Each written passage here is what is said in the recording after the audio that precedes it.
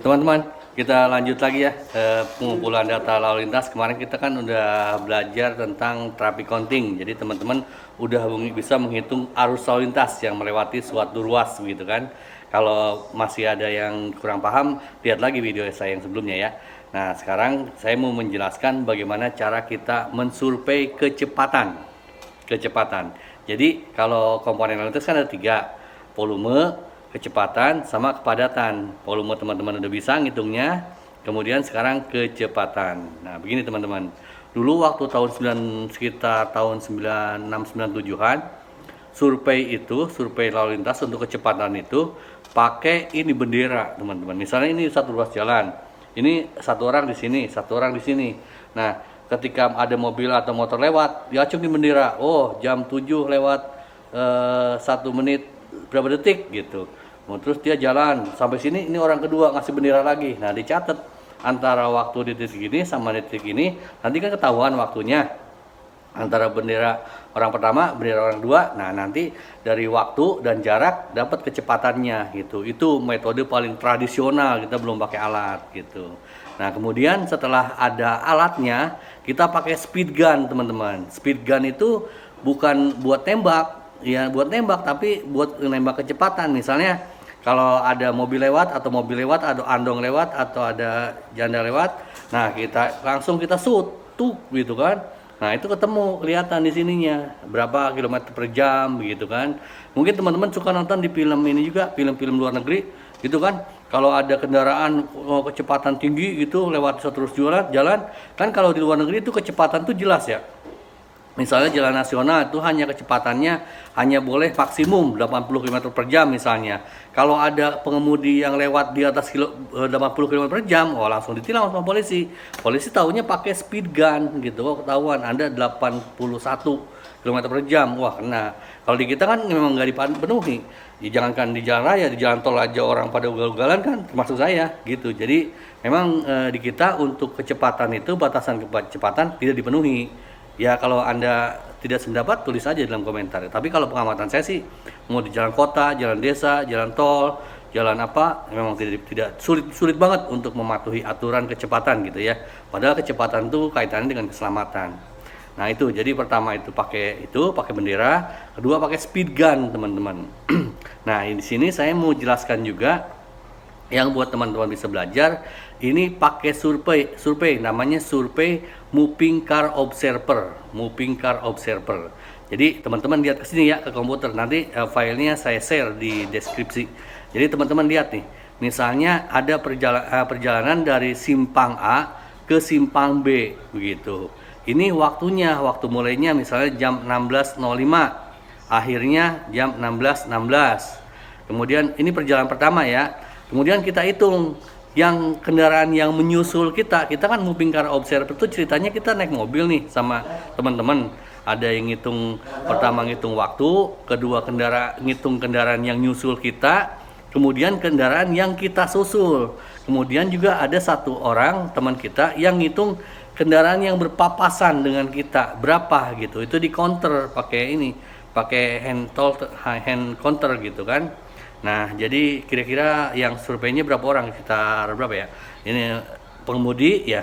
Kemudian yang hitung waktu 2. Kemudian yang hitung nyusul 3. Yang disusul 4. Kemudian yang berpapasan 5. Jadi sekitar 5, 6 sama inilah yang nyari snack gitu kan, 6 orang gitu. Untuk satu kendaraan ketika kita survei moving car observer gitu, teman-teman ya. Jadi gitu. Jadi kita catat ini udah saya tabelkan, teman-teman, nanti kita bisa lihat. Minimal perjalanan pulang perginya adalah 12 kali. Misalnya teman-teman survei dari titik A sampai ke titik B itu di satu simpang, ini simpang A, simpang B, ini ruas ceritanya. Untuk satu ruas, ini untuk case ini ceritanya ruas ini ada 6 km panjangnya. Itu antar simpang 1 dengan simpang 2-nya panjangnya 6 km. Nah, itu kita surveinya minimal 12 kali pulang pergi ya. Nanti kita rata-ratakan. Nah, kita catat nih, udah kita catat, kita bentuk tabel seperti ini. Ini waktu perjalanan dari simpang A ke simpang B. Kendaraan misalnya mulai berangkat jam 16.05, akhirnya 16.16. Menyusul ada 2, disusul ada 1. Yang ketemu berapa? 401 begitu. Kemudian perjalanan kedua, berangkatnya 16.34, sampainya 16.44. Menyusul 3, disusul 2, bertemunya 360, terus gitu sampai 6 kali pergi. Nah, terus 6 kali pulang gitu. Udah kita ini kita tabelkan, ini perjalanan dari simpang A ke simpang B, kemudian ini dari simpang B ke simpang A begitu. Kemudian untuk menghitung kecepatannya gimana? Nah, kita selain dapat kecepatan di moving car observer ini, kita juga dapat arus atau volume lalu lintas gitu ya. Nah, rumusnya gimana? Rumusnya begini. Rumusnya Q sama dengan X plus Y dibagi TA plus TW. X itu adalah kendaraan yang ditemui, kemudian Y adalah kendaraan yang nyusul dikurangi dengan yang disusul, kemudian TA itu against, jadi waktu perjalanan arah berlawanan. Kemudian kalau TW berarti waktu perjalanan untuk arah yang dilalui. Itu untuk arusnya, rumusnya. Ini yang teman-teman ingat ya, rumusnya ya. Q sama dengan X plus Y dibagi TA plus TW. Kemudian rumus waktu perjalanannya gimana? Rumus waktu perjalanannya itu T sama dengan TW dikurangi Y dibagi Q. Q-nya dari rumus ini. Gitu. Ini udah saya salin ini sekalian sama rumus-rumusnya. Jadi teman-teman bisa melihat di sini gitu. Untuk misalnya ini dari hasil survei kita ini, untuk waktu perjalanan yang pertama, arus dari titik A ke titik B, X-nya dalam bentuk kendaraan ya, kita dapat 320 itu dari mana? Dari sini, pada saat kita mencatat dari kebalikannya, dari simpang B ke simpang A, itu buat dari simpang A ke simpang B gitu. Supaya teman-teman nggak pusing, teman-teman sambil download ini yang saya file ini, silahkan di download ya. Saya sharing di deskripsi ya. Jadi ini 320 itu dapatnya dari mana? Dari sini nih. Nah, jadi ini kita pindahin ke sini 320. Yang ini 319 dapatnya dari sini. 307 dapatnya dari sini. 331 dapatnya dari sini dan seterusnya begitu ya. Kemudian Y-nya, Y kendaraannya ini dari mana? Y kan jumlah kendaraan yang nyusul dikurangi yang kita susul gitu. Jadi angka 1 itu dapatnya dari mana? Dari sini, dari lihat sini ya. D6 dikurangi E6, D6-nya ini dikurangi E6. Ini kan yang ini nih. Ini yang menyusul dikurangi yang disusul, dapatnya ini gitu. Oke. Kemudian untuk TA-nya ini 12, dapatnya dari mana? Ini TA itu T against ya. Jadi ini dari sini nih. Ini dapatnya berapa ini? 12, ini dapatnya dari nih ke sini nih. 31 kurangi 19. Jadi kan kita berangkatnya 16.19, sampainya 16.31. Berarti berapa? Dapatnya berarti 12 menit begitu dan seterusnya. Ini yang bawahnya begitu. Kemudian TW itu pada saat arus kita bersamaan. Dapatnya dari mana? 11 ini TW. Ya berarti ini 16 dikurangi 16.05, dapatnya 11. Ini dapatnya dari mana? Dari sini. 16.44 kurangi 34, dapatnya 10 dan seterusnya begitu ya. Kemudian Q-nya ini kita pakai rumus yang ini. Q sama dengan X plus Y dibagi TA ditambah TW gitu. Ini udah saya buatkan nih. Ini saya buatkan, silakan dikopikan nih. Jadi M6 ditambah N6 dibagi Q6 plus P6.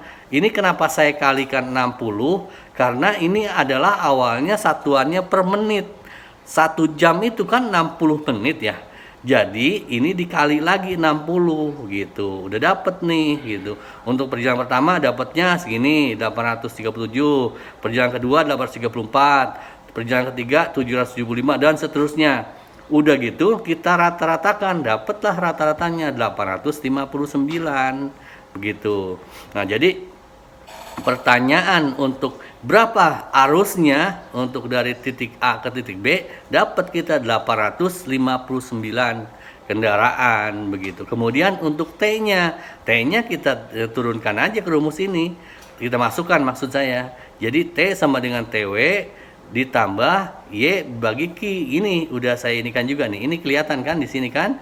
Ini P6 ditambah dalam kurung N6 dibagi Q6 dibagi 60 dulu, karena tadi udah satuannya yang ini nih, ini udah satuannya per jam, jadi saya balikin lagi ke menit lagi, jadi dapatnya segini 10 gitu. 10 apa? 10 menit gitu. Jadi waktu perjalanan dari titik A ke titik B adalah 10 menit.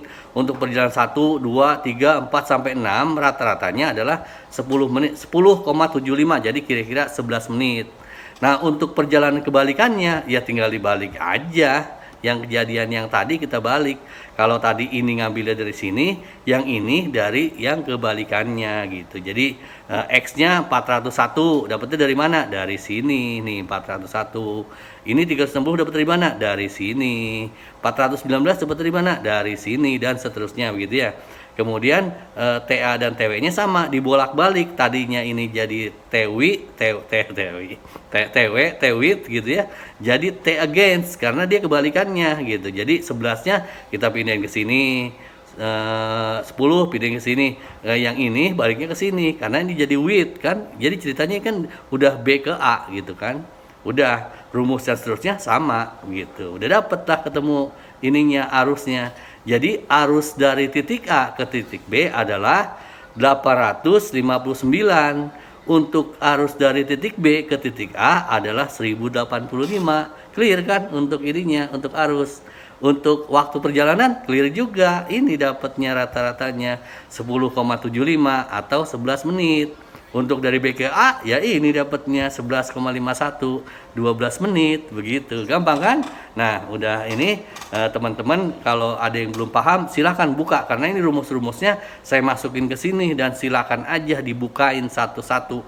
Kalau ada yang kurang jelas, silahkan tanyakan. Kalau saya ada kesempatan untuk jawab, saya jawab. Mau tanya di kelas juga silakan, begitu. Nah, ini untuk yang ini ya, untuk yang pakai rumus, yang manual model dulu, gitu. Kalau sekarang kan udah zaman canggih nih, apa-apa udah bisa pakai internet, bisa pakai Google, bisa juga pakai Google. Nih saya tunjukin di sini ya. Nih, kita bisa pakai Google Map. Nih, Google Map di sini.